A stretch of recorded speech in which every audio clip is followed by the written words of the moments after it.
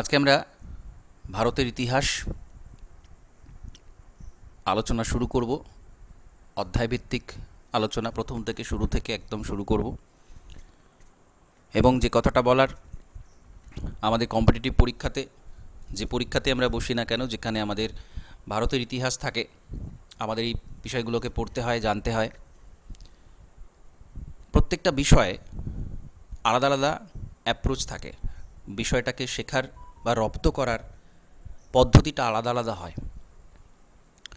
তো আমরা যখন পড়তে বসি তখন কিন্তু সেই অ্যাপ্রোচটা মাথায় রেখে আমাদের বসতে হবে।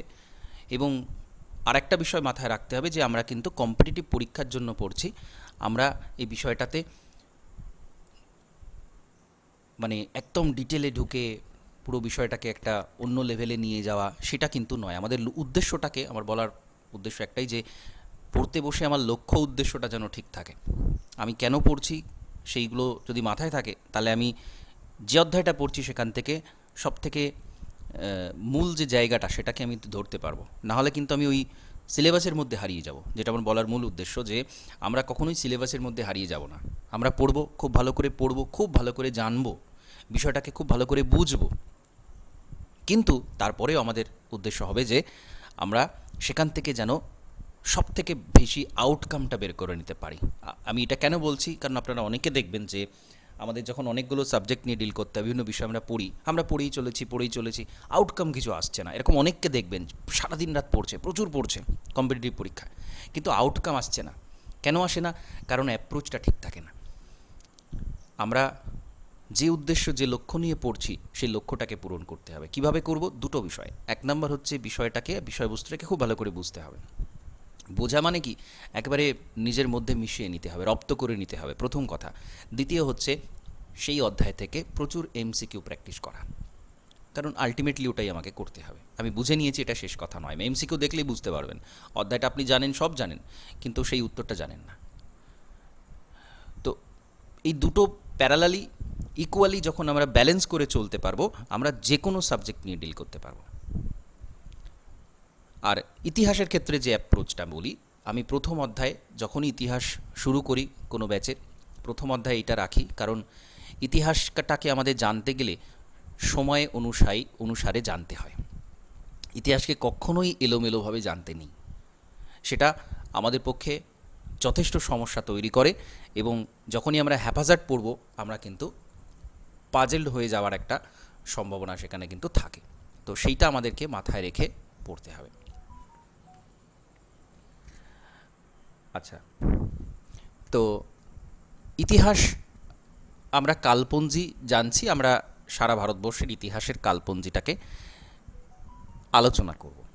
তো আমরা জানি বিফোর ক্রাইস্ট এবং এডি, অ্যানো ডোমিনি, অর্থাৎ খ্রিস্টের জন্মের পূর্বে আমরা পিছন দিকে হিসাব করি, আর জন্মের পর থেকে আমরা সামনের দিকে হিসাব করি। তো যত আমরা পিছিয়ে যাব আমরা বিফোর ক্রাইস্ট বলি, এক, তারপর থেকেই এখানে মাইনাস দিয়ে বলা আছে, এটাকে আমরা সব বিফোর ক্রাইস্ট বলি। এগুলো আমাদের জানা। আর তারপরে খ্রিস্টের জন্মের পরে 1, 2, 3, 4 এভাবে বাড়তে থাকে। এবার আমরা এই যে অ্যানসিয়েন্ট ইন্ডিয়ার কথা বলছি, অর্থাৎ প্রাচীন যুগ, যেটাকে আমরা এক কথায় বলি প্রাচীন যুগ, প্রি হিস্ট্রি, প্রাগৈতিহাসিক। প্রাগৈতিহাসিক কেন? কারণ আমরা যখনই ইতিহাসের পিছনে চলে যাব, একটা সময় আমাদের কাছে ইতিহাস জানার মতো খুব একটা সাক্ষী সবুত কিছু থাকে না। সেই অর্থে খুব কম জিনিসই আমরা সেখানে উপাদান হিসেবে সেটা পাই। তো সেই প্রাগৈতিহাসিক যুগের, অর্থাৎ মূল ইতিহাস শুরুর আগের যে সময়টা, সেটাকে আমরা বিভিন্ন ভাগে ভাগ করে নিই। সেটা ছোট্ট করে আমাদেরকে অবশ্যই মাথায় রাখতে হবে। একটা হচ্ছে স্টোন এজ, একটা ব্রোঞ্জ এজ, আর একটা আয়রন এজ। স্টোন এজ, বা যেটাকে বাংলাতে আমরা প্রস্তর যুগ বলি, কারণ এই সময়ে মানুষ কিন্তু পাথরের ব্যবহার করত। আচ্ছা, ইতিহাস মানে কিন্তু সেখানে অবশ্যই মানুষের কথা আসবে, কারণ মানুষকে নিয়েই ইতিহাস। এর আগেও আমরা যুগ বিভাগ করতে পারি। হ্যাঁ, পৃথিবীর জন্ম হলো, পৃথিবীর উৎপত্তির পরে পরে সেটা জিওলজিক্যাল হিস্ট্রি, আমাদের সারা পৃথিবীর ইতিহাস। আমরা সেটা নিয়ে ঘাটাঘাটি করি না ইতিহাসের ক্ষেত্রে। যখন থেকে মানুষ এসেছে, তারপরে মানুষ কিছুটা সভ্য হতে শিখেছে, কী কার্যকলাপ তারা করতো, সেইখান থেকে আমরা ইতিহাসটাকে ধরি। কারণ ইতিহাস মানেই কিন্তু মানুষের গল্প, মানুষের স্টোরি। তো সেই একেবারে প্রাচীন সময়, সেটাকে আমরা প্রস্তর যুগ বলছি, যখন মানুষ পাথরের ব্যবহারটা করত। সেই যে প্রস্তর যুগ, পাথরে ব্যবহার করতো, সেটাকে আবার আমরা তিনটে ভাগে ভাগ করে নিই। একটাকে বলি প্যালিওলিথিক, আর একটাকে বলি মেসোলিথিক, আর একটাকে বলি নিওলিথিক। প্যালিওলিথিক মানে হচ্ছে প্রাচীন প্রস্তর যুগ বা ওল্ড স্টোন এজ। মোটামুটি 5 লাখ বছর থেকে 10,000 খ্রিস্টপূর্বাব্দ পর্যন্ত, 5 লক্ষ থেকে 10,000 খ্রিস্টপূর্বাব্দের যে সময়টা, সেটাকে বলা হয় প্যালিওলিথিক। একটা বিরাট বড় ডিউরেশন, বুঝতেই পাচ্ছেন, 5 লাখ থেকে 10,000, বিরাট বড় একটা ডিউরেশনের সময়, সেটাকে এই প্রাচীন প্রস্তর যুগের মধ্যে ফেলছি আমরা, প্যালিওলিথিকের মধ্যে ফেলছি। তারপরের অংশ, যেটাকে আমরা মেসোলিথিক বলছি, 10,000 থেকে 4,000 খ্রিস্টপূর্বাব্দ পর্যন্ত সময়টা, অর্থাৎ মধ্যপ্রস্তর যুগ যেটাকে বলা হচ্ছে। আর একটা হচ্ছে নব্যপ্রস্তর যুগ বা Neolithic age, new stone age, 6,000 থেকে 1,000 খ্রিস্টপূর্বাব্দ পর্যন্ত। এটা অনেক সময় বলবেন যে এটা 4,000 থেকে, আবার এটা 6,000 থেকে। এটা অ্যাকচুয়ালি, এটা আসবো আমি, এটা কেন এরকম হচ্ছে। প্রথমত একটা বিষয় বুঝে রাখুন, এখানে আমাদের একটু রিলেট করতে হবে ব্যাপারটা। এই যে 10,000 বিফোর ক্রাইস্ট, এই 10,000 বিফোর ক্রাইস্টে আমরা একটা যুগ বিভাগ এখানে করে ফেলছি। কেন এই জিনিসটা হচ্ছে? কারণ 10,000 বছর আগে, আপনারা যাদের জিওগ্রাফি আছে আপনারা জানেন যে এই সময়ে একটা একটা আইস এজ, বরফের যুগ শেষ হয়েছিল। লাস্ট যে আইস এজটা ছিল, অর্থাৎ প্লিস্টোসিন হিমযুগ শেষ হচ্ছে মোটামুটি এই 10-11,000 বিফোর ক্রাইস্টের সময়টা। অর্থাৎ ওই বরফের যুগ শেষ হচ্ছে, সারা পৃথিবী থেকে বরফ আস্তে আস্তে গলতে শুরু করছে, এবং সেই সময়ে কিন্তু আমরা দেখব আস্তে আস্তে আস্তে আস্তে মানব সভ্যতাতেও একটা বিরাট পরিবর্তন চলে আসছে। তো এটা এরকমভাবে মনে রাখবেন যে 10,000-এর আগে পর্যন্ত আমরা প্রাচীন প্রস্তর যুগ, প্যালিওলিথিকের সময়টাকে ধরছি। তারপরে মাত্র কয়েক হাজার বছর মেসোলিথিককে ধরছি, মধ্যপ্রস্তর যুগ ধরছি। আর যখনই নিওলিথিকে চলে আসছে, এই যে নিওলিথিকে যেই চলে এলো, নব্যপ্রস্তর যুগে যেই চলে এলো, এটাকে 6,000-ই ধরবেন, 5-6। তো যেই নিওলিথিকে চলে এলো, সাথে সাথে কিন্তু আরও একটা বিরাট পরিবর্তন হয়ে যাচ্ছে, নব্যপ্রস্তর যুগ। নব্যপ্রস্তর যুগ মানেই এখানে কিন্তু মানুষ, যেটাকে একেবারে সভ্যতা, যত উন্নত ধরনের যে সভ্যতাগুলো ছিল সারা বিশ্ব জুড়ে, মানুষের সেই আবির্ভাবটা কিন্তু সেই সময় হয়ে যাচ্ছে। অর্থাৎ আমাদের মেহেরগড় সভ্যতা, ভারতে সবচেয়ে পুরাতন যে সভ্যতা, মেহেরগড় সভ্যতা, তারপরে সিন্ধু সভ্যতা, এই সময়কালটার মধ্যেই কিন্তু বিকাশ শুরু হচ্ছে, এবং সারা পৃথিবী জুড়ে বিভিন্ন নদী তীরকে কেন্দ্র করে সভ্যতা শুরু হচ্ছে। তো এই ডিভিশনটা খুব ইম্পর্টেন্ট, আশা করছি বুঝতে পেরেছেন। এবার আমি কেন এটাকে গুরুত্ব দিচ্ছি, আপনারা যখনই এরপর ইতিহাস পড়বেন, আমি কিন্তু পুরো ভারতের ইতিহাসটা আজকে আমি এক ঝলকে প্রথম থেকে শেষ পর্যন্ত পরপর কি ঘটনা প্রবাহ ছিল সেটা বলবো, এবং এই ঘটনা প্রবাহটাকে আপনারা মাথায় রাখবেন সুন্দর করে, পরপর সুতোর মতো, শেকলের মতো একটার পর একটা ব্লক সাজিয়ে সাজিয়ে। এবার তারপরে যখন আমরা ডিটেলে পড়ব প্রত্যেকটা বিষয়, তখন কিন্তু একটার সাথে আর একটা রিলেট করে পড়বেন। তাহলে আমরা ইতিহাসের যে অনেকের ক্ষেত্রে টাইম লাইনের প্রবলেম হয় বা ইতিহাসের সময় মনে রাখার সমস্যা হয়, সেটা হওয়ার মূল কারণ হচ্ছে আমরা ইতিহাসকে হেফাজত করি। এখানে যখনই আমরা একটা সিস্টেমেটিক ওয়েতে পড়ব, তখনই কিন্তু দেখবেন খুব পরিষ্কারভাবে আমরা মনে করতে পারবো, এবং পুরো স্টোরিটা আমাদের কাছে ক্লিয়ার থাকবে। তো এই স্টোরিটা আমি আজকে আপনাদের কাছে এটা বলবো।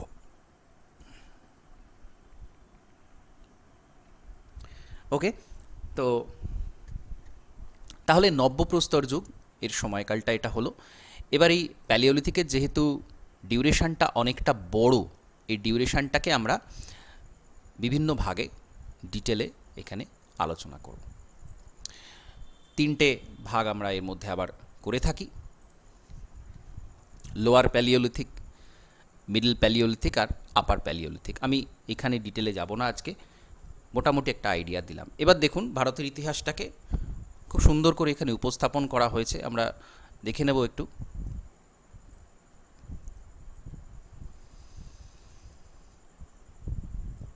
দেখুন, আমাদের যে প্রাচীন গুহাচিত্র রয়েছে, ভীমবেটকা, আপনারা শুনে থাকবেন ভীমবেটকা, সেই গুহাচিত্র, সেটা আজ থেকে 30,000 বছর থেকে 7,000 বছরের মধ্যে বিভিন্ন সময়ে সেই গুহাচিত্রগুলো কিন্তু আঁকা হয়েছিল।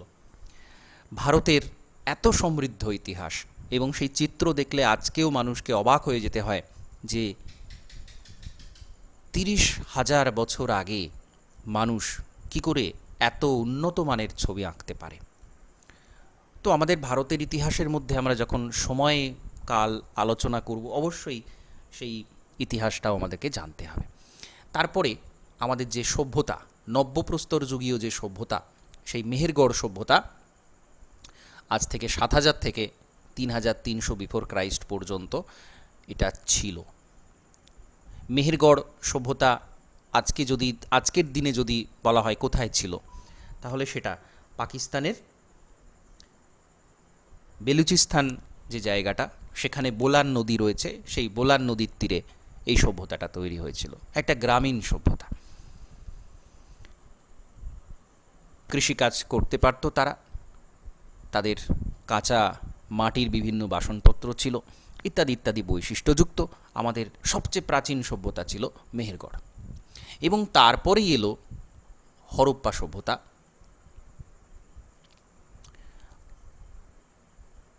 হরপ্পা সভ্যতাকে এখানে 3টে ভাগে আলোচনা করা হয়েছে, কারণ হরপ্পা সভ্যতা এতটাই আশ্চর্যজনক একটা সভ্যতা ছিল, এতটাই উন্নত মানের একটা সভ্যতা ছিল, যেটা আজকের দিনের মানুষকে ব্যাপকভাবে অবাক করে। এবং বিভিন্ন তত্ত্ব রয়েছে, বিভিন্ন থিওরি রয়েছে, আপনারা কম বেশি জানেন যে এই যে হরপ্পা সভ্যতা, প্রথমত এর শহরের কত যে শহর ছিল, এখনও পর্যন্ত মাটি খুঁড়ে নতুন নতুন শহর আবিষ্কার হচ্ছে। একটা বিরাট বিস্তৃত অঞ্চল জুড়ে, শুধু সিন্ধু সভ্যতা তো বটেই, মানে সিন্ধু নদী, তার আশপাশে তার উপনদীগুলো তো বটেই, তারপরেও আরও বিস্তৃত অঞ্চলে এর বিভিন্ন কেন্দ্র ছিল। এবং তার যে পরিকল্পনা, শহর পরিকল্পনা, নগর পরিকল্পনা, সেটা আজকের দিনের অনেক শহরে সেই পরিকল্পনা নেই। মাটির নিচে বাঁধানো পয়ঃপ্রণালী ব্যবস্থা, সম্পূর্ণভাবে পরিকল্পিত শহর, এই যে উন্নত ধরন, সেটা আমরা অন্য কোথাও খুঁজে পাব না। এবং সেই প্রায় 5,000 বিফোর ক্রাইস্ট সেই সময় শুরু হচ্ছে, অর্থাৎ আজ থেকে প্রায় 7,000 বছর আগে মানুষ এতটা উন্নত ছিল, ভারতবর্ষের মানুষ, সেটা ধারণারও বাইরে। তো সেই হরপ্পা সভ্যতা,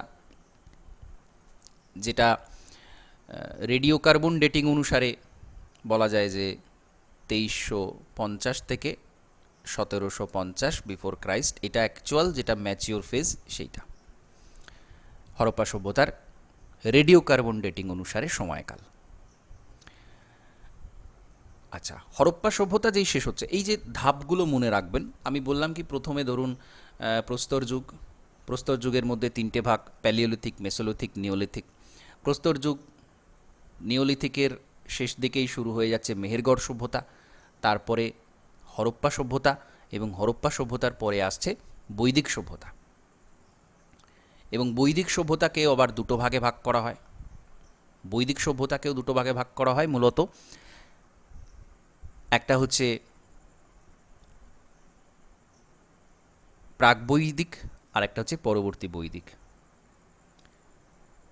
প্রাকবৈদিকটাকে অনেক সময় ঋগ্বৈদিকও বলা হয়, কারণ ঋগ্বেদটা প্রথমেই লেখা শুরু হয়েছিল প্রাকবৈদিক। আর পরবর্তী বৈদিক বা ল্যাটার বেদিক যেটা, সেটা আরেকটু পরের।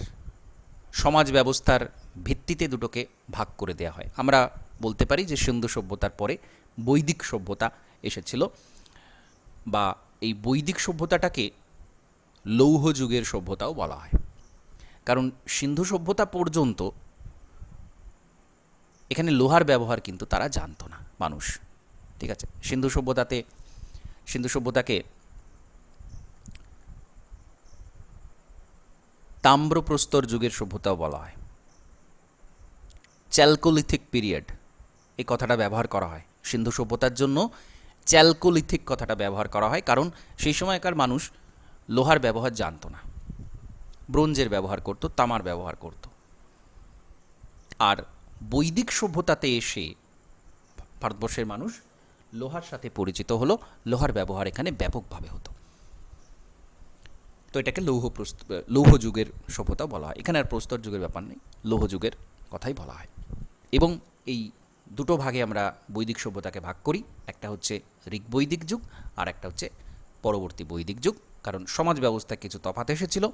এখানে ব্রাহ্মণ, ক্ষত্রিয়, বৈশ্য, শূদ্র প্রথমে ছিল গুণভিত্তিক, পরে সেটা বংশানুক্রমিক হয়ে যায়, আরও বিভিন্ন পরিবর্তন আসে। তো দুটো ভাগে আমরা ভাগ করি। তো এই 1000 বিফোর ক্রাইস্ট পর্যন্ত, 1000 বিসি পর্যন্ত আমরা ঋগ্বৈদিক ধরি, এবং 1000 থেকে 500 পর্যন্ত আমরা পরবর্তী বৈদিক যুগ ধরে থাকি। এই পরবর্তী বৈদিক যুগের যে বৈশিষ্ট্য, সেখান থেকেই আবার প্রতিবাদী ধর্মগুলো শুরু হচ্ছে। অর্থাৎ যারা শূদ্র শ্রেণীর মানুষ যাদেরকে বলা হতো, যারা পিছিয়ে পড়া মানুষ এবং মহিলা, যাদের সম্মান একেবারে ল্যাটার বৈদিকে, শেষ বৈদিকে এসে যাদের মানে একেবারে সমাজ থেকে বহিষ্কৃতই বলা যায়, সেই সমস্ত মানুষ, তাদেরকে নিয়ে তাদের উদ্ধারের জন্য মূলত দুটো ধর্ম এখানে উঠে আসে। একটা হচ্ছে জৈন ধর্ম আর একটা হচ্ছে বৌদ্ধ ধর্ম। 500 এই যে বিফোর ক্রাইস্ট, যে সময়টা পর্যন্ত আমরা ল্যাটার বেদিক ধরছি, সেই সময়টা থেকেই এই বুদ্ধিজম, জৈনিজম আসছে। এই সময় মোটামুটি 63টা প্রতিবাদী ধর্ম ছিল, অর্থাৎ আরও ধর্ম এই সময় ভারতে কিন্তু উদ্ভূত হয়েছিল। কিন্তু আলটিমেটলি এই জৈন এবং বৌদ্ধ ধর্ম, এই দুটোই কিন্তু আলটিমেটলি ছিল। যাই হোক, সেই সময়কালটা কিন্তু এরকম, এটা মনে রাখবেন। তাহলে কি হলো, প্রথমে প্রস্তর যুগ, প্রস্তর যুগের শেষে মেহেরগড় সভ্যতা, তারপর সিন্ধু সভ্যতা, তারপরে বৈদিক সভ্যতা, এবং তারপরেই শুরু হয়ে যাচ্ছে বিভিন্ন যে রাজবংশ, সেই রাজবংশের যুগ। হর্ষাঙ্ক বংশ থেকে শুরু করে একেবারে গুপ্ত যুগ পর্যন্ত, অর্থাৎ 500 এডি পর্যন্ত একটা সময়কাল কিন্তু চলতে থাকে। পরপর হর্ষাঙ্ক বংশ থেকে শুরু করে মগধকে কেন্দ্র করে নন্দ বংশ, তারপরে মৌর্য বংশ, এগুলো সেই বিফোর ক্রাইস্টের কথা, অর্থাৎ চন্দ্রগুপ্ত মৌর্য থেকে শুরু হচ্ছে, তারপর সেটা অশোক থেকে শুরু করে বৃহদ্রথে গিয়ে শেষ হচ্ছে। তো সেটা ওই যে সময়কালটা ছিল। তারপরে দেখা যাবে মৌর্য যুগের পতনের পর বিভিন্ন বিদেশি শক্তি ভারতে আসছে। বিদেশি শক্তি, পার্থিয়ান, হুন, কুষাণ, এরা ভারতবর্ষে বেশ কিছু সময় ধরে রাজত্ব করছে। খ্রিস্টের জন্ম হচ্ছে, তারপরে খ্রিস্টাব্দ শুরু হয়ে যাচ্ছে, ওই সময় ওই কুষাণ যুগটুক চলছিল। তারপরে আরও বেশ কিছু বছর পরে গুপ্ত যুগ আসে, 320 খ্রিস্টাব্দ নাগাদ গুপ্ত যুগ আসে।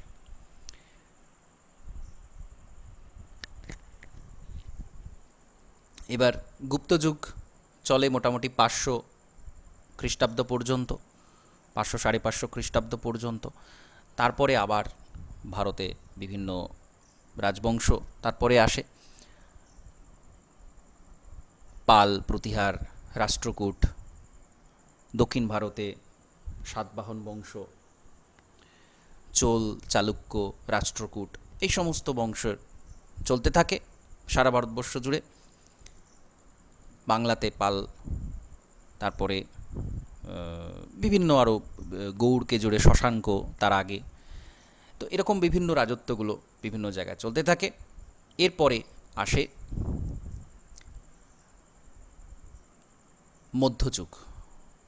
মধ্যযুগে যদিও ওই তার আগে থেকেই মধ্যযুগের শুরুটা, কিন্তু ভারতে ইসলামী শাসন শুরু হয়ে যায় এরপর 1200 খ্রিস্টাব্দ নাগাদ। সুলতানি আমল শুরু হয়ে যায় দিল্লিতে, সেটা চলতে থাকে সুলতানি আমল। তারপরে আসে মুঘলরা আসার পরে আস্তে আস্তে ইউরোপীয় শক্তি ভারতে আসা শুরু করে। তারপরে শুরু হয়ে যায় কলোনিয়াল পিরিয়ডের টাইম, উপনিবেশ এর সময়। তো এই যে একটা সময়কাল, এই সময়কালটা সম্পর্কে আমাদের একটা পরিষ্কার ধারণা থাকবে। এই পরিষ্কার ধারণাটা থাকলে তবে কিন্তু আমরা ইতিহাস সঠিকভাবে মনে রাখতে পারবো এবং খুব সহজে আমাদের একটা স্বচ্ছ ধারণা তৈরি হবে। এখানে দেখুন, এখানে পুরো 5,000 বছরের এই এতক্ষণ যে বিষয়গুলো নিয়ে আলোচনা করলাম সেগুলো কিন্তু ছোট করে দেওয়া আছে। একেবারে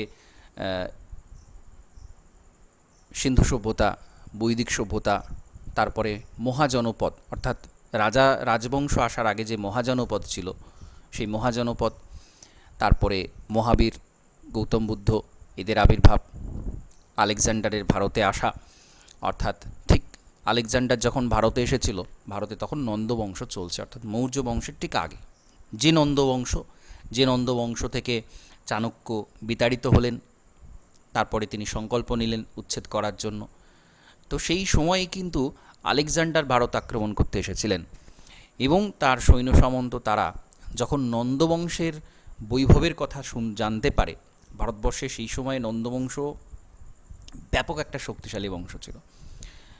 তাদের সেনাবাহিনী, হস্তি বাহিনী থেকে শুরু করে মানে যথেষ্ট একটা শক্তিশালী, এবং তাদের বিরুদ্ধে কিন্তু তারা যুদ্ধ করতে সম্মত হয়নি। আলেকজান্ডার তার সৈন্য সামন্ত নিয়ে ফিরে যায়।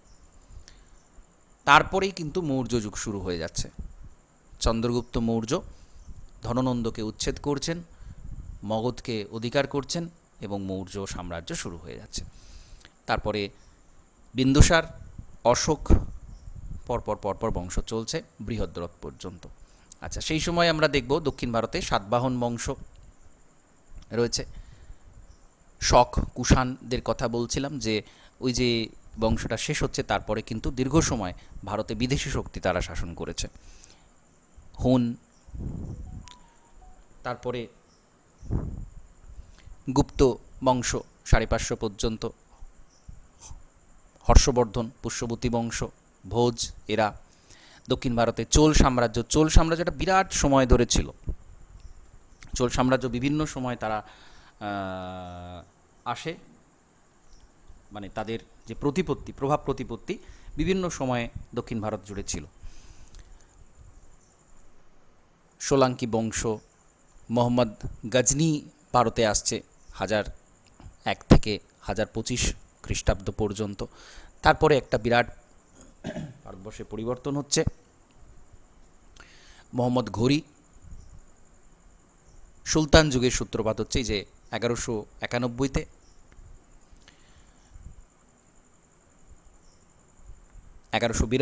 ফাইনালি পৃথ্বীরাজ চৌহানকে তিনি পরাজিত করছেন, তরাইনি দ্বিতীয় যুদ্ধ, এবং ভারতে সুলতানি আমলের যে সূত্রপাত সেটা কিন্তু এইখানেই হয়ে যাচ্ছে। তারপরে কুতুবউদ্দিন আইবক থেকে শুরু করে মোহাম্মদ বিন তুগলক, অর্থাৎ সুলতানি যে আমলটা সেটা, এবং সুলতানি আমল শেষে 1526 পানিপথের প্রথম যুদ্ধ হচ্ছে এবং সুলতানি আমল শেষ হয়ে শুরু হয়ে যাচ্ছে মুঘল সাম্রাজ্য। তো এই যে পরপর একেবারে সময় অনুসারে যে গল্পটা, সেটা আমাদের পরিষ্কারভাবে মনে রাখতে হবে যে এরপরে এই ঘটনা, এরপরে এই ঘটনা, এরপরে এই ঘটনা। তবেই আমরা পুরো ইতিহাসটা খুব পরিষ্কারভাবে, স্বচ্ছভাবে মনে রাখতে পারবো, কোনটা জায়গায় কোন ঘটনাটা কে কার পরে, সেটা আমরা সঠিক জায়গায় বসাতে পারবো।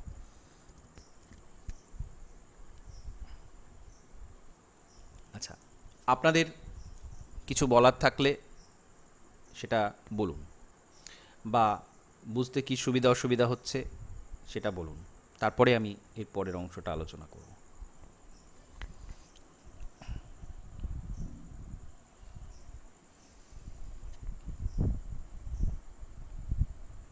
হ্যালো, আচ্ছা এটা বলুন যে আপনারা যখন ইতিহাস পড়েন তখন কি ওভারঅল এই যে একটা আইডিয়া, এই ধারণাটা কি আপনারা আগে এইভাবে পড়েছেন, নাকি মোটামুটি পরপর যেভাবে বই ছিল সেইভাবেই পড়েছেন?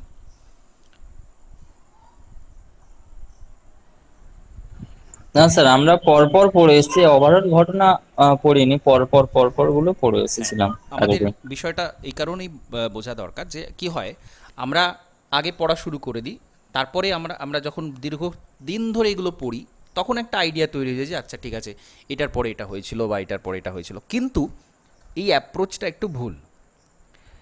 আমাদেরকে পুরো ইতিহাস একদম সময় ধরে পরপর কিন্তু পড়ে যেতে হবে, পরপর সময় ধরে প্রথম থেকে পড়তে হবে। তারপরে আমরা যখন ধরুন এরপরে আমরা যখন হরপ্পা সভ্যতা পড়ব, মৌর্য বংশ পড়ব, গুপ্ত বংশ পড়ব, তখন আমাদের কিন্তু অলরেডি একটা আইডিয়া আগে থেকে হয়ে গেছে যে আচ্ছা এই এর আগে কিন্তু ভারতবর্ষটা এরকম ছিল, ভারতবর্ষের একটা চিত্র এরকম ছিল, এবং তারপরে আস্তে আস্তে আস্তে আস্তে কী ঘটনা ঘটেছে। এবং সবচেয়ে ইন্টারেস্টিং যেটা, সেটা হচ্ছে প্রতিটা ঘটনার সাথে প্রতিটা ঘটনার কিন্তু একটা কানেকশান আছে। অর্থাৎ আগে ওই ঘটনাটা ইতিহাসে ঘটেছিল বলে তারপরে কিন্তু পরের ঘটনাটা ঘটার রাস্তা তৈরি হয়েছিল। একটা ইন্টারলিঙ্ক কিন্তু খুঁজে পাবেন। এই ইতিহাসের মধ্যে যখন ইন্টারলিঙ্ক খুঁজে পাবেন, তখনই বুঝবেন যে আমার পড়াশোনাটা ঠিক রাস্তায় চলছে। শুধু মুখস্থ করে শুধু সালগুলো পড়লাম পড়লাম তাহলে কিন্তু হবে না। তার আগে প্রত্যেককে প্রত্যেককে প্রথম থেকে শুরু করে কী কী ঘটেছিল পরপর কিন্তু এই স্বচ্ছ ধারণাটা রাখতে হবে। আচ্ছা, এরপরে এই যে আকবর বা পরপর যারা আর মুঘল ছিল সেটা, তারপরে টমাস রো 1615-তে এলেন, এগুলো এক একটা মাইলস্টোন। ভারতবর্ষে একটা বিরাট বড় পরিবর্তনের সূত্রপাত এইখানে হয়ে যাচ্ছে। আচ্ছা, শিবাজি মারাঠা সাম্রাজ্য একটা আলাদা সাম্রাজ্য ছিল 1674 থেকে 1818 পর্যন্ত, আপ টু 1818 পর্যন্ত মারাঠারা কিন্তু ভারতের সাম্রাজ্য করছে। 1818তেই ইঙ্গ মারাঠা যুদ্ধ হচ্ছে লাস্ট, এবং সেখানে মারাঠাদের পরাজয় এবং একটা ভারতবর্ষে বিরাট বড় অংশে ব্রিটিশরা কিন্তু রাজত্ব করতে পারছে, তারা কবজা করে নিচ্ছে। কারণ মারাঠা সাম্রাজ্য সেই সময় বিরাট শক্তিশালী সাম্রাজ্য ছিল, এবং ভারতবর্ষের একটা বিস্তীর্ণ অংশ, মধ্য ভারতের একটা বিস্তীর্ণ অংশ জুড়ে তারা তাদের সাম্রাজ্যটাকে রেখে বজায় রাখতে পেরেছিল। এরপরে পরবর্তী মুঘল যারা, তারা একেবারেই শক্তিহীন হয়ে পড়ে। প্রিন্সেলি স্টেট তৈরি হয় 1707 থেকে 1947 পর্যন্ত। এই প্রিন্সেলি স্টেটের গল্প আপনারা জানেন, যারা বিভিন্ন যে ছোট ছোট ছোট ছোট রাজা, এক একটা এরিয়া সরাসরি ব্রিটিশরা সেখানে শাসন করতো না, ইনডাইরেক্টলি করতো, মানে একজন রাজা বসানো থাকতো সেখানে, সে শাসন করতো ব্রিটিশদের আন্ডারে। তো সেইখান থেকেই সমস্যার সূত্রপাত হয়। আপনারা জানেন 1947-এ যখন আমাদের স্বাধীনতা আইন আসে, সেখানে বলা হলো যে প্রিন্সেলি স্টেট যারা আছে তারা মনে করলে ভারতে থাকতে পারে, তারা মনে করলে পাকিস্তানে চলে যেতে পারে, পাকিস্তানে যোগ দিতে পারে, তারা মনে করলে স্বাধীন থেকে যেতে পারে। তো অনেক প্রিন্সেলি স্টেট তারা কিন্তু মানে স্বাধীন থেকে যেতে চেয়েছিল, যার জন্য পরে সমস্যা তৈরি হয়। তো সুতরাং আমাদের এই জিনিসগুলো বুঝতে হবে, এবং পরপর পরপর এই আইডিয়াগুলো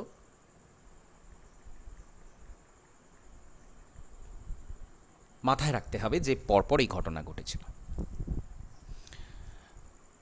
যাই হোক, এই বিদেশি শক্তি আসে, তারপরে ভারতে ইস্ট ইন্ডিয়া কোম্পানি কবজা করে 1947 আপ টু 1947 পর্যন্ত এইভাবে ঘটনা পরম্পরা চলেছিল। এবার এই ভীমবেটকার কথা বলছিলাম, ভীমবেটকার যে গুহাচিত্র সেটা আপনারা দেখতে পাচ্ছেন এখানে। অসম্ভব ভালো, ভাবা যায় না যে 30,000 বছর আগে, 30,000 বিফোর ক্রাইস্ট, মানে 32,000 বছর আগের সেই সময়কার মানুষ এইভাবে ছবি আঁকত। তারপরে এই মেহেরগড় সভ্যতার কিছু নিদর্শন, কিছু অংশ যেগুলো খুঁজে পাওয়া গেছে, সেগুলো এখানে ছবি রয়েছে। এটা সিন্ধু সভ্যতা, আপনারা জানেন সবচেয়ে উন্নত সভ্যতা ছিল সেই সময়কার সিন্ধু সভ্যতা। তারপরে ঋক বৈদিক যুগ, জৈনিজম বুদ্ধিজম আসে, এবং এই যে 16টা মহাজনপদ যেটা ছিল ভারতবর্ষে বিভিন্ন, মূলত উত্তর ভারত জুড়ে ছিল, দক্ষিণ ভারতেও অসমক একমাত্র দক্ষিণ ভারতের মহাজনপদ ছিল, বাকি 16টা ম্যাক্সিমামই উত্তর ভারত জুড়ে। এবং যে তাদের কোথায় কোনটা ক্যাপিটাল ছিল এবং বর্তমান নামটা তার কি, এগুলো থেকেও প্রশ্ন হয়। তো আমরা যখন একটু চার্টটা ভালো করে বুঝে নেব যে মহাজনপদগুলো এই ছিল এবং সেখান থেকেই আসে, বা মহাজনপদ জিনিসটা কি, সেখান থেকে সেই জিনিসগুলো আমাদেরকে বুঝতে হবে আমরা যখনই ব্যাপারগুলো সম্পর্কে ধারণা করব।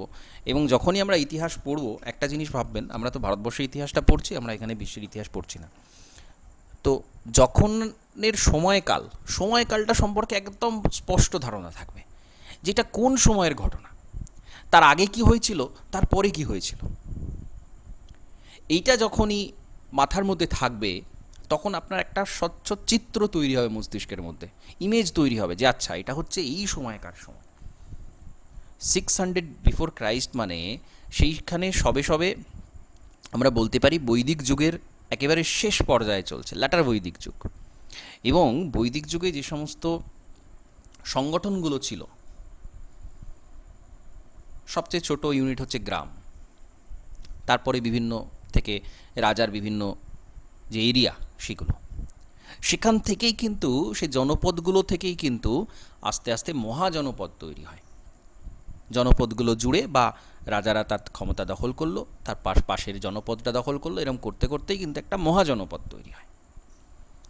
অর্থাৎ বড় সাম্রাজ্যের একটা ছোট প্রতিরূপ। বড় সাম্রাজ্য প্রথম কখন আসছে? এই মগধকে কেন্দ্র করে হর্ষাঙ্ক বংশ হচ্ছে প্রথম।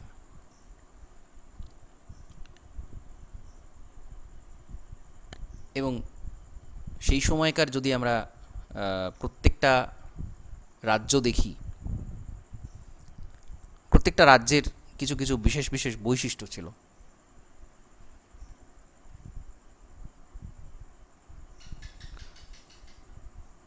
এগুলো আমরা ডিটেলে যখন পুরো অংশটা পড়ব, আমরা পরপর ডিটেলে তখন আলোচনা করব। আমি জাস্ট একটা ওভারঅল আইডিয়া জন্য এখানে রেখেছি। আচ্ছা, এখানে এই যে সাম্রাজ্যগুলো, বিভিন্ন বংশগুলো, এই যে হর্ষাঙ্ক বংশ, প্রথম মগধের বংশ বা সবার প্রথম গুরুত্বপূর্ণ বংশ হচ্ছে হর্ষাঙ্ক। বিম্বিসার হচ্ছে প্রথম, তারপরে অজাতশত্রু, উদয়ন, তারপরে চলে আসছে শৈশুনাগ বংশ, শিশুনাগ এবং কালাশোক, আর তারপরে আসছে নন্দবংশ, মহাপদ্মনন্দ, ধননন্দ, চন্দ্রগুপ্ত মৌর্য। এরপরে এই ধননন্দকে উচ্ছেদ করে মৌর্য সাম্রাজ্য তৈরি করছেন। তাহলে এর আগে কিন্তু এই বংশগুলো ছিল। এবং এই যে এক একজন ব্যক্তিত্ব, বিম্বিসার কে ছিল, তার কি কি উপাধি তিনি নিয়েছিলেন সেই সময়, তিনি কি কীর্তি করেছিলেন, অজাতশত্রু কি করেছিলেন, উদয়ন কি করেছিলেন, এই যে এক একটা ক্যারেক্টার এবং তাদের যে বিশেষ বিশেষ বৈশিষ্ট্য, সেইগুলো আমরা একটু জানব। তো এই যখনই আমাদের মাথার মধ্যে এই জিনিসটা থাকবে, ওভারঅল জিনিসটা থাকবে, তখনই আমাদের পরিষ্কার স্বচ্ছ ধারণাগুলো আমরা করতে পারবো যে এরপরে এই ঘটনা, এরপরে এই ঘটনা। আচ্ছা, এবার এখানে আমরা একটা ম্যাপ দেখতে পাচ্ছি মৌর্য সাম্রাজ্যের। মৌর্য সাম্রাজ্য কতটা বিস্তৃত ছিল আজকে যদি আমরা দেখি, আজকে আমরা এখানে এই যে পার্সিয়ান গলফ, এই যে স্ট্রেট অফ হরমুজ প্রণালী আমরা দেখতে পাচ্ছি এখানে, সেই তার কাছাকাছি পর্যন্ত মৌর্য সাম্রাজ্য, অর্থাৎ ইরান পর্যন্ত বিস্তৃত ছিল। তো এই যে একটা প্রাচীন ভারতবর্ষের সাম্রাজ্য, যার বিস্তার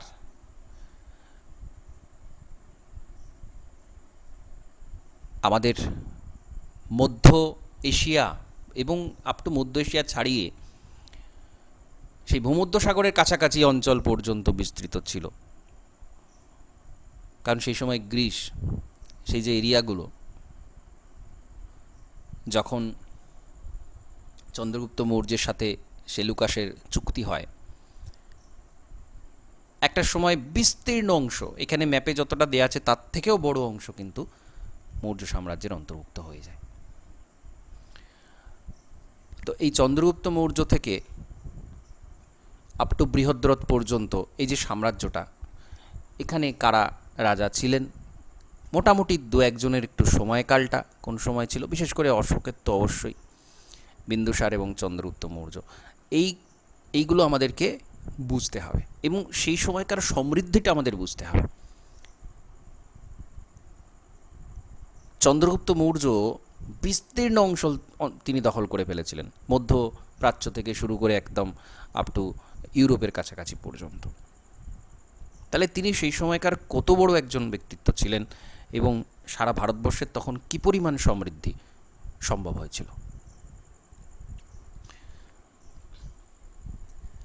তো এখানে এরপরে যদিও গুপ্ত সাম্রাজ্য তার অনেকটাই পরে আসছে, এর মাঝে বিদেশি শক্তিগুলো আসছে, সেই পোর্শনটা আমি এখানে রাখিনি, ওটা আমি আলাদা আলোচনা করে দেব যে কোন কোন বিদেশি শক্তির সময় ভারতবর্ষে এসেছিল, তারা কোন জায়গাতে রাজত্ব করতো, সেগুলো আমরা ম্যাপ দিয়ে দেখব। আমাদের ম্যাপটা কিন্তু খুব কার্যকরী। ইতিহাসে আমরা অনেক সময় ম্যাপটা স্কিপ করে যাই বা খুব এটা পড়ানোর সময় গুরুত্ব দেওয়া হয় না, কিন্তু ম্যাপটা খুব ইম্পর্ট্যান্ট, আমাদের বুঝতে সাহায্য করবে যে কোন জায়গাতে কি ছিল বা ঠিক কতটা ছিল, তার তার সম্পর্কে একটা আইডিয়া। আমরা যখন একটা সাম্রাজ্য সম্পর্কে পড়ছি তখন আমাদের প্রথমত সময়কালটা জানতে হবে যে আচ্ছা এটা হচ্ছে এই যুগের সময় ছিল, সেই সময়কার ভারতবর্ষের চিত্রটা ছিল এরকম, এবং কোন কোন রাজারা সেই সময় রাজত্ব করেছেন এবং তাদের কি ভূমিকা ছিল। আমরা কিন্তু পুরো ইতিহাসটা জানতে পারি না, আমরা তো ডে বাই ডে ইতিহাস জানি না, আমরা ওভারঅল একটা আইডিয়া সেখান থেকে পাই, বিভিন্ন উৎস থেকে, ইতিহাসের বিভিন্ন উৎস থাকে। একেবারে লিখিত দলিল ওই সাম্রাজ্যের রাজারা যখন এলো, তাদের যারা সভাকবি ছিল ইত্যাদি ইত্যাদি, সেই সমস্ত ব্যক্তিত্বের লিখে যাওয়া কিছু দলিল সাক্ষ্য প্রমাণ পাই, সেটা অনেক পর থেকে। কিন্তু সেই সময়কার মুদ্রা, সেই সময়কার বেশ কিছু নিদর্শন থেকে আমরা ধারণা করতে পারি যে এই সাম্রাজ্যটা এরকম ছিল। তো সত্যি সত্যি যদি 100% অ্যাকিউরেট ইতিহাস বলা হয়, 100% অ্যাকিউরেট ইতিহাস কোথাও নেই। কারণ যারা রাজার অনুরাগী, তার রাজসভাতে যারা ছিল, তারা অবশ্যই রাজাকে বড় করে দেখানোর জন্য রাজার সম্পর্কে অনেক ভালো ভালো অনেক কিছু লিখবে, এটা স্বাভাবিক। তারা 100% সত্যি নয়, অবশ্যই 95% সত্যি হতে পারে, কোথাও 80% হতে পারে, অ্যাটলিস্ট 50% তো হবেই, কিন্তু 100% অ্যাকিউরেট পুরো পাওয়া যায় না। তার জন্য আবার বিদেশি কিছু পর্যটক যারা এসেছিল তাদের বইও দেখতে হয়। তো আমরা যদি এই প্রথমত প্রাচীন ভারত নিয়ে আলোচনা করি, প্রথম শুরুটাই তো এটা, এই যে গুপ্তযুগ বা এই সমস্ত এই জায়গাগুলো, প্রাচীন ভারতের ইতিহাসের যে অংশগুলো আমরা যদি দেখি, আমরা দেখব ভারতবর্ষ একটা বিরাট সমৃদ্ধ অঞ্চল। সারা পৃথিবীর মধ্যে ভারতবর্ষ সমৃদ্ধতম ছিল সেই সময়। কি করে হলো? এখানে ইতিহাসের সাথে ভূগোলের একটা কানেকশন চলে আসবে। ভারতবর্ষে এত প্রাকৃতিক সম্পদ এবং মানব সম্পদ সেই সময় ছিল, বাণিজ্য সেই সিন্ধু সভ্যতার সময় থেকে বাণিজ্য চলত। ভারতে নানান ধরনের জিনিসপত্র উৎপাদন হয়, সেগুলো দিয়ে বাণিজ্য চলত, সারা বিশ্বের সাথে বিভিন্ন প্রান্তের মানুষের সাথে বাণিজ্য চলত।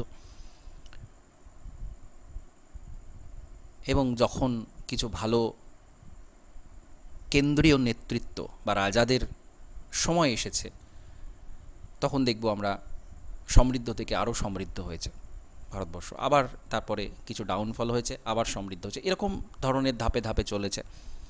তো সেই যে চিত্রটা আমরা যখন বুঝতে পারবো, বা ভারতেরও কিন্তু বিদেশি উপনিবেশ ছিল। চোল রাজাদের ইতিহাস যদি আমরা পড়ি, আমরা দেখব ভারতবর্ষ ছাড়িয়ে দক্ষিণ পূর্ব এশিয়া বিভিন্ন অঞ্চলে ভারতের উপনিবেশ ছিল।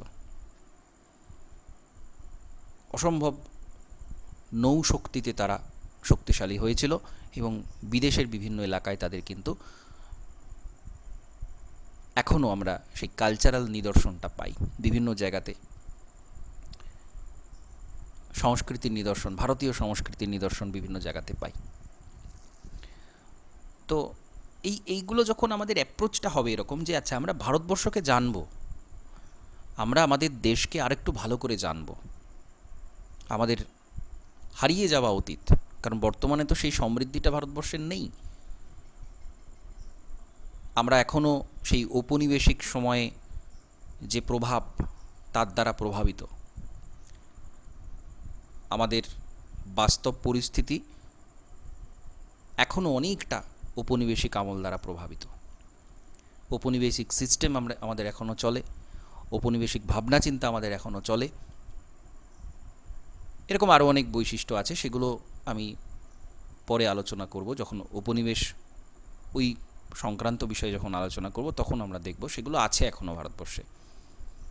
তো আমরা সেখান থেকে এখনও বেরোতে পারিনি পুরোপুরি। আবার সমৃদ্ধির দিকে এগোতে সময় লাগবে অনেক। কিন্তু আমরা যখন ইতিহাসটাকে অনুধাবন করব, কেন করব? কারণ ইতিহাস জানতে পারলে আমরা বুঝবো যে ভারতবর্ষের ভবিষ্যৎ কেমন হতে পারে, বা আজকে আমাদের এই পরিস্থিতি, যে পরিস্থিতিতে আমরা আছি, আমাদের ইতিহাসটা সেরকম ছিল বলে আজকে আমরা এই পরিস্থিতিতে আছি, বা ইতিহাসে যে ঘটনা ঘটেছে আগে সেগুলো আবার রিপিট হয়। ইতিহাস কিন্তু জানার অনেকগুলো উদ্দেশ্য আছে, ইতিহাস রিপিট হয়। এবং এই যে সিচুয়েশান, ধরুন এই যে আমরা গুপ্ত সাম্রাজ্য, এই গুপ্ত সাম্রাজ্যটাকে যদি আমরা খুব ভালো করে পরিষ্কার অনুধাবন করতে পারি, পুরো চিত্রটা যদি আমরা বুঝতে পারি, তাহলে আমরা ভারতবর্ষকে বুঝতে পারব।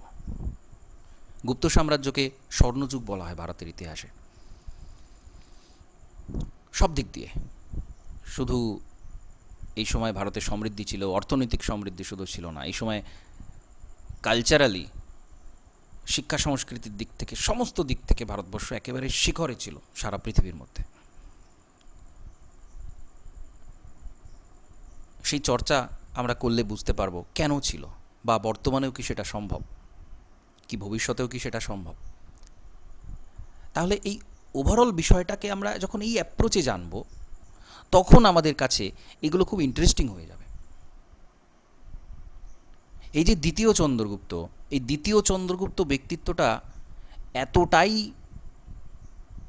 মহিমান্বিত ছিল সেই সময়। বিক্রমাদিত্য, কিংবদন্তি বিক্রমাদিত্য বলা হয়, সারা ভারতবর্ষ জুড়ে তার প্রভাব, এবং তিনি যে যুদ্ধে গেছেন সেই যুদ্ধে তিনি জয়লাভ করেছেন। এবং শুধু তাই নয়, এই সময়কার রাজারা, তারা শিক্ষা সংস্কৃতির দিকে উন্নত ছিল বলে, নিজেরা তাদের নিজেদের সেই গুণ ছিল বলে তারা গোটা সাম্রাজ্যে সেইটাকে প্রতিফলন ঘটাতে পেরেছিল। কারণ যারা সম্পদশালী মানুষ, মানে যাদের আমরা মানব সম্পদ বলি, সেই যে আর্যভট্ট থেকে শুরু করে প্রাচীন ভারতে যতগুলো গুণী মানুষ ছিল, তারা রাজার পৃষ্ঠপোষকতা লাভ করেছিল বলেই তারা সেই উন্নত কাজগুলো করতে পেরেছিল। তো দু তিনটে দিক আছে। প্রথমত, অর্থনীতি সমৃদ্ধশালী হতে হবে, এটা নিশ্চিত। মানুষ খেতে না পেলে সে শিক্ষা চর্চা, সংস্কৃতি চর্চা করতে পারবে না। প্রথমত এটা নিশ্চিত করতে হবে। দ্বিতীয়ত, কেন্দ্রীয় যে শাসকবর্গ, তাকে শিক্ষা সংস্কৃতির পৃষ্ঠপোষক হতে হবে। এবং এটা শুধু গুপ্ত যুগের ক্ষেত্রে সত্যি নয়, এটা যুগে যুগে সত্যি। একটা দেশ যদি অর্থনৈতিক দিক থেকে সমৃদ্ধ না হয়, তাহলে সে কখনোই শিক্ষা সংস্কৃতির দিক থেকে উন্নত হতে পারবে না। তাহলে প্রথমে একটা দেশের, একটা রাজ্যের, কোনো একটা এলাকার প্রথমেই যেটা উদ্দেশ্য করতে হয় সেটা হচ্ছে সেই জায়গার অর্থনীতিকে একটা শক্ত ভিতের উপর দাঁড় করাতে হয়, এবং তারপরে সেটাকে সাস্টেন করার জন্য, সেটাকে বজায় রাখার জন্য তার শিক্ষা সংস্কৃতির দিকে তাকে জোর দিতেই হবে। তো আমরা যদি তাহলে গুপ্ত যুগকে অ্যানালিসিস করি, আমরা আমাদের বর্তমান পরিস্থিতিটাও বুঝতে পারবো, এবং ভবিষ্যতের ভারতবর্ষ কেমন হতে পারে, কোন দিকে নিয়ে গেলে তার সমৃদ্ধি হতে পারে, সেটাকে বুঝতে পারবো। তাহলে আমাদের পড়ার অ্যাপ্রোচটা হবে এরকম, আমরা কিন্তু অ্যানালিসিস করব, আমরা শুধু পড়ব না। আমরা সেই অধ্যায়টাকে পড়ব, প্রত্যেকটা অধ্যায়। আমরা সেটা প্রিহিস্ট্রি হতে পারে, তারপরে বিভিন্ন সভ্যতা হতে পারে, বিভিন্ন রাজাদের যুগ হতে পারে, তারপরে যাবতীয় যা কিছু হতে পারে, কিন্তু আমরা সেটাকে অ্যানালিটিক্যালি পড়ব। বিশ্লেষণাত্মক যে দৃষ্টিভঙ্গি সেইখানে সেইভাবে পড়ব, এবং অবশ্যই এক্সাম ওরিয়েন্টেড পড়ব। যেটা আমি প্রথমেই বলেছি যে শুধু পড়লে হবে না, এটাকে পরীক্ষামুখীও করে তুলতে হবে। কারণ আমরা শুধু পড়লে তো একেবারেই সেটা কাম্য নয়। তার সাথে সাথে আমাদের মার্কস যাতে সব থেকে বেশি থাকে, কারণ আমাদের দুটো থাকবে, কনসেপ্টও থাকবে, ফ্যাকচুয়াল ইনফরমেশনও থাকবে। এই দুটো যখন আমাদের থাকবে, তখনই কিন্তু আমরা হাই স্কোরটা করতে পারবো। তাহলে কি বলছি বোঝা যাচ্ছে আশা করছি। প্রত্যেকটা বিষয়ের একটা করে অ্যাপ্রোচ থাকে। আমি ইতিহাসের অ্যাপ্রোচটা বললাম আজকে। এর পরবর্তীতে আপনাদের যখনই বিভিন্ন সময় বিভিন্ন বিষয় নিয়ে বিভিন্ন বিষয়ে বলতে কখনো পলিটিক্যাল সায়েন্স, কখনো ইকোনমিক্স, জিওগ্রাফি তো রয়েছে, তার সাথে হিস্ট্রি বা আদার্স নানা রকমের যে বিষয়, সেগুলো আমরা কি অ্যাপ্রোচে আমাদেরকে বুঝতে হবে সেটাকে আমাদের অনুধাবন করতে হবে। এই যে ম্যাপের কথা বলছিলাম, ইতিহাসে এই যে একটা ধারণা কোন জায়গায় কি রয়েছে, কোন সাম্রাজ্যটা ঠিক কোথায় ছিল, এবং সেই সাম্রাজ্যটা যখন ওইখানে ছিল তার পাশে কোন সাম্রাজ্য ছিল, সেখানে কি ঘটনা ঘটেছিল, এই অ্যাপ্রোচে যখন আমরা পড়ব তখন আমরা খুব ভালো করে ইতিহাসটাকে অনুধাবন করতে পারবো। এটা মধ্যযুগের কথা লেখা আছে। এ দেখুন, মধ্যযুগে উত্তর ভারতে কি পরিস্থিতি ছিল, দক্ষিণ ভারতে কী পরিস্থিতি, এবং সারা বিশ্বে তখন কোন সভ্যতা ছিল। এই অ্যাপ্রোচে আমরা পড়লে তখন আমাদের আর ইতিহাসের কোনো জায়গাতে কোনো খামতি ঘাটতি থাকবে না। আমরা প্রত্যেকটা বিষয়কে খুব ভালো করে বুঝতে পারব। দিল্লির যে সুলতানি আমল ছিল সেটা কোন সময়ে, কোন সুলতানি আমলে ভারতবর্ষের কতটুকু অংশ তারা রাজত্ব করত, এবং সেই সময় তারপরে কোন সাম্রাজ্য ছিল, এগুলো সব আমরা কিন্তু এইভাবে পরপর আলোচনা করব। আমি একদিনে পুরোটা ডিটেলে যাব না, সেটা সম্ভব নয়। জাস্ট আমার বক্তব্য এটাই যে পুরো ভারতের প্রথম থেকে শেষ পর্যন্ত ইতিহাসে কী কী ঘটনা ঘটেছিল এক একটা ব্লক হিসেবে, সময়কাল হিসেবে আমাদেরকে পরপর পরপর সেই ধারণাটা রাখতে হবে, এবং আলটিমেটলি সেটা যখন আমাদের একটা কংক্রিট আইডিয়াতে পরিণত হবে, তারপরে আমরা ইতিহাসটাকে কিন্তু খুব ভালোভাবে নিজেদের হাতের মুঠোয় নিয়ে আসতে পারবো। ঠিক আছে, তাহলে আশা করছি মূল উদ্দেশ্যটা বোঝাতে পেরেছি, পড়ার পদ্ধতি কেমন হবে সেটা বোঝাতে পেরেছি। আপনাদের কিছু প্রশ্ন থাকলে জিজ্ঞাসা করতে পারেন।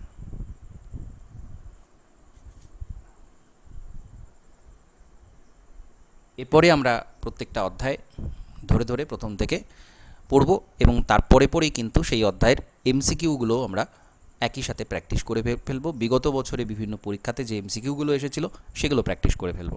তাহলে দুটো জিনিস বারবার যে কোনো সাবজেক্ট পড়ার সময় মনে রাখবেন, এক হচ্ছে কনসেপ্ট, দুই হচ্ছে এমসিকিউ প্র্যাকটিস। এই দুটো আমাদের সাথে সবসময় থাকবে। ওকে, ঠিক আছে, তাহলে আজকের ক্লাসটা এখানে কমপ্লিট করছি। নমস্কার, ধন্যবাদ।